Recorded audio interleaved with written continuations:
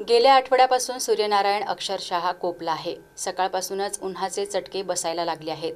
उन्हाचे चटके चांगलेच वाढले असताना गेल्या काही दिवसात थांबलेले अवकाळी पावसाचे संकट पुन्हा येऊ घातले आहे।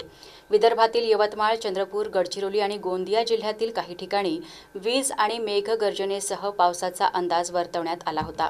विशेष करून विदर्भात विजांच्या कडकडाटासह वादळ आणि सोसाट्याचा वारा येण्याची शक्यता वर्तवली होती।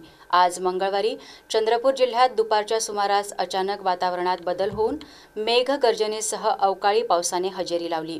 यात वादळी वारा आणि पावसाने झोडपले, त्यामुळे जनजीवन विस्कळीत झाले आहे। चंद्रपुरात जवळपास अर्धा तास पावसाच्या दणादण सरी कोसळल्यात, त्यामुळे नागरिकांची चांगलीच तारांबळ उडाली होती।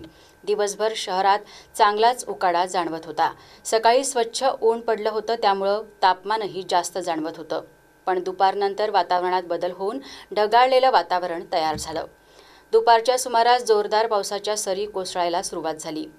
सकाळी सूर्यनारायणाचं चांगलं दर्शन होत असल्यानं पावसाचा अंदाज येत नसल्यानं घराबाहेर पडलेल्या नागरिकांची घरी परतताना चांगलीच तिरपीट उडलेली पाहायला मिळाली।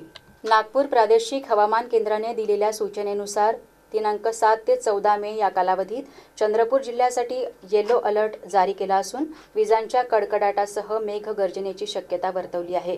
जिल्ह्यात 1-2 ठिकाणी विजांचा कडकडाट, सोसाट्याचा वारा आणि गडगडाट वादळासह गारपिटाची शक्यता वर्तवण्यात आली आहे।